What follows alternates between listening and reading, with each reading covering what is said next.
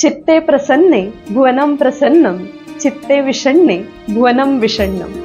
नमस्कार, मी doctor Prajakta Purohit on the go YouTube चॅनलमध्ये आपल्या सगळ्यांचे मनापासून स्वागत करते. आज गौरी आवाहनाचा दिवस आहे. भाद्रपद महिन्यामध्ये अनुराधा नक्षत्रावर गौरींचे आवाहन केले जाते. आपल्या घरी दरवर्षी 2 गोड गोड गौरींचे आवाहन होते, एक ज्येष्ठा आणि एक कनिष्ठा. या 2 गोड गौरींना आपण घरी घेऊन येतो आणि त्यांना आणून गणपती बाप्पाच्या बाजूला बसवतो. त्यांना खूप छान नटवतो, सजवतो आणि त्यांचे सगळे लाड अगदी मनोभावे पुरवतो. त्यांची खूप मनापासून पूजा केली जाते आणि हे सगळं आज मी या व्हिडिओमध्ये आपल्या सगळ्यांबरोबर शेअर करणार आहे. चला तर मग पाहूयात. आपल्या घराच्या आवारातील तुळशी वृंदावनाच्या इथनं गौरी आवाहन केलं जातं. त्यांना हळद कुंकू लावून, ओवाळून, छानपैकी गजरे, फुलं हे सगळं माळून त्यांना आनंदाने आणि खूप खूप लाडांनी घरी आणलं जातं. आपण आता तीच तयारी करतोय.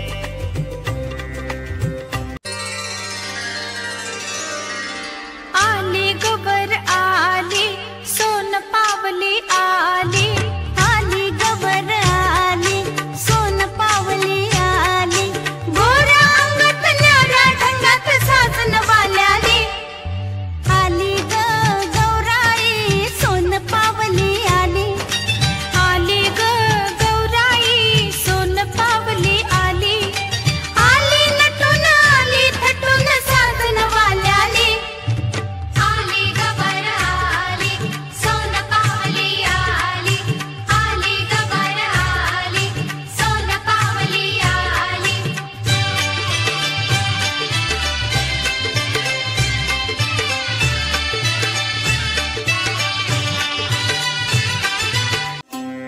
ह्या लाडाच्या माहेरवाशिणी घरी आल्यानंतर त्यांना आनंदाने अगदी सौभाग्याचे सगळे अलंकार केले जातात.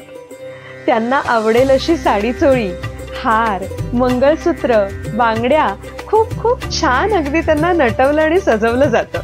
त्याचबरोबर हारवेणी, फुलं, मोगरा, चाफा ह्या सगळ्या फुलांनी अगदी वातावरण सुगंधित केलं जातं. सगळं किती छान आणि प्रसन्न वाटतं.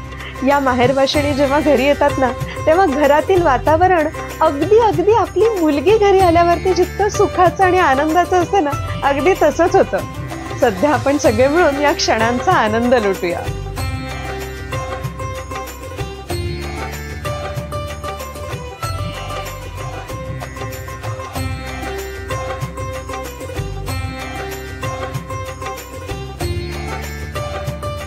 दृष्ट काढून टाकावी इतकं यांचं रूप तेजस्वी आणि लोभस दिसत आहे.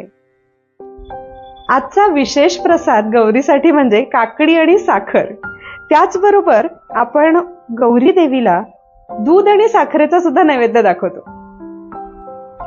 आजच्या दिवशी बेसनाचे लाडू जे आहेत ना, शुद्ध तुपामध्ये बनवलेले, सुकामेवा युक्त, हे गौरींसाठी बनवले जातात आणि छानपैकी डब्यामध्ये पॅक करून ते त्यांच्या बाजूला ठेवले जातात. त्याचबरोबर फराळामध्ये चकली, चिवडा, लाडू आणि शंकरपाळी, शेव असा सगळा फराळ बनवला जातो आणि तो झाकून त्यांच्या जवळ रात्री ठेवला जातो. आजचे जे बेसनाचे लाडू आहेत ना, ते उद्या आपण सगळे मिळून प्रसाद म्हणून खात असतो. पण ह्या लाडवांची जी चव आहे ना, ती काही वेगळीच असते. म्हणजे वर्षभरात घरी बनवले जाणारे लाडू आणि आज बनवले जाणारे लाडू याच्या चवीमध्ये अगदी जमीन आसमानाचा फरक असतो आणि ती चव अतुलनीय असते. अर्थातच गौरी देवीचा आशीर्वाद असतो त्याच्यामध्ये आणि तिचा प्रसाद असतो, त्यामुळे त्याची चव जी असते ती खूप मस्त लागते. क्लिनिकच्या आणि पेशंट्सच्या डेली शेड्यूल मधनं मात्र असं नटण्याची थटण्याची संधी कधी मिळत नाही. त्यामुळे जेव्हा पण हे आपले पारंपरिक सण येतात तेव्हा मात्र मी एकही संधी सोडत नाही, कारण मला पारंपरिक पद्धतीने नटायला थटायला फार आवडतं. हो, या सगळ्याची फार हौस आहे आणि आपल्या सगळ्या ज्या पारंपरिक परंपरा आहेत, रूढी आहेत, आधीच्या काळापासून चालत आलेल्या, त्या जपायला देखील मला फार आवडतं. मला असं कायम वाटतं की आपल्या घरी जर लहान मुलं असतील, छोटी छोटी, तर त्यांना देखील या सगळ्या परंपरांना, रूढींना आपण त्यांना एक्सपोज केलं पाहिजे, त्यांना शिकवलं पाहिजे या सगळ्या गोष्टी. म्हणजे थोडक्यात आपण जेव्हा ते फॉलो करू तेव्हा ऑटोमॅटिकली त्यांना हे सगळं समजणार आहे आणि ते देखील त्या रूढी परंपरा शिकणार आहेत. आणि अर्थातच आपले सगळे सण ते सगळे म्हणजे आपली पुढची पिढी सुद्धा पारंपरिक पद्धतीने साजरा करायला शिकणार आहे आणि त्याचा आनंद लुटणार आहे. आपल्यापैकी अनेक जण मी ज्या पद्धतीने म्हणते आहे त्या पद्धतीने पारंपरिक अगदी नटून थटून सगळे आपले सण जे आहेत ते साजरे करत असालच. पण जर करत नसाल तर एकदा करून तर पहा. अहो, ही मजा काही वेगळीच आहे. आपल्या वेस्टर्नायझेशन मध्ये खरंच आपण आपल्या कल्चरला कुठेतरी आपण आपल्या संस्कृतीला विसरत चाललेले आहोत आणि ती आपण मागे सोडतोय. तसे न होता खरोखर जेव्हा जेव्हा आपले काही सण येत आहेत ना तेव्हा ते अगदी पारंपरिक पद्धतीने मन मोकळेपणाने बेधुंदपणे साजरे करा आणि त्याची मजा लुटा. घरातील गौरी आगमन झाल्यानंतर मी आणि आई आणखीन काही गौरींचं दर्शन घ्यायला बाहेर पडलोय. ह्या माझ्या मामाकडील गौरी आहे आणि इकडे उभ्या गौरी असतात. त्यांना गोल साडी नेसवून सगळे अलंकार केले जातात. खूप छान नटवलं सजवलं जातं. नाकामध्ये नथ, गळ्यामध्ये हार, बांगड्या हातात. किती सुंदर लोभस तेजस्वी चेहरा दिसतोय नाही? हुबेहूब खऱ्या गौरी घरी आल्यात असं अगदी वाटतं. आणि हे वातावरण जे असतं ना ते अतिशय प्रसन्न असतं. इकडची स्पंदनं भरभरून घ्यावीशी वाटतात स्वतःमध्ये. या आणखीन एकांकडील गौरी आहेत माझ्या सोसायटीमधील आणि तिथे सुद्धा उभ्या गौरी आहेत. पहा ना, ही लाल साडी किती छान नेसवली आहे नाही? बाजूला हिरव्या रंगाची साडी नेसवली आहे त्या गौरीला आणि अगदी मन मोहून टाकतायत त्या पूर्णपणे. खूप सुंदर दिसतायत. दिवाळीसारखा सगळा फराळ केला जातो आणि तो ह्या गौरींना नैवेद्य म्हणून ठेवला जातो.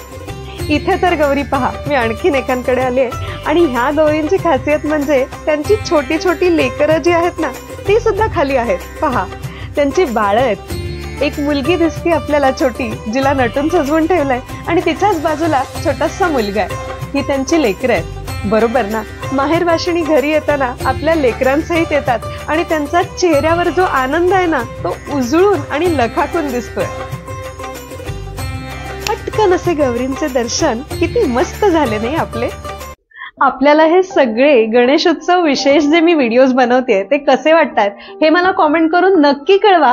कारण आपल्या कॉमेंट्स मधनं ना मला खूप गोष्टी समजत असतात की आपल्याला व्हिडिओज कसे वाटतायत आणि मी जी ही मेहनत करते की आपल्यापर्यंत या सगळ्या गोष्टी पोहोचवण्याची ती कितपत आपल्याला आवडतीये, रुचतीये हे मला समजत असतं. त्यामुळे कॉमेंट करायला अजिबात विसरू नका. व्हिडिओज लाईक करा आणि हो, सगळ्यांबरोबर शेअर आवर्जून करा. गौरी आवाहनानंतर लगेचच दुसऱ्या दिवशी अगदी थाटामाटात गौरीचं जेवण असतं. त्याच्यासाठी 56 भाज्यांचा नैवेद्य तयार केला जातो. पूर्णावरणाचं जेवण असतं. त्याच्यामुळे पुरणपोळी, पुरण, भात, भाजी आणि चित्रान्न हा कर्नाटकातील एक विशेष भाताचा प्रकार आहे. कडबोळी, कोशिंबीर, भजी, मेथीची भाजी जी देवीला अतिशय प्रिय आहे, असं सगळं बनवून त्याचा महानैवेद्य दाखवला जातो. आणि त्याच्यानंतर हा नैवेद्य जो आहे तो गणपती बाप्पा आणि त्याच्या लाडक्या 2 बहिणी आपल्या गौरी यांना जेवणासाठी अर्पण केला जातो. प्रार्थना करते, गौरी देवी आणि गणपती बाप्पा जेवण गोड मानून त्याचा स्वीकार नक्की करावा आणि आमच्याकडून काही चुकलं असेल तर त्याची क्षमा असावी.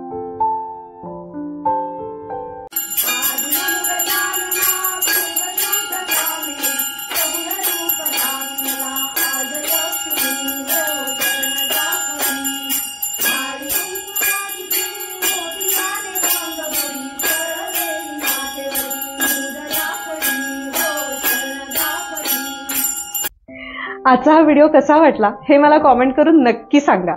आणि आपल्या या गणेश चतुर्थी विशेष व्लॉग सिरीज मध्ये नक्की ट्यून इन राहा, कारण मी भरपूर नवनवीन व्हिडिओज याच्यामध्ये अपलोड करणार आहे.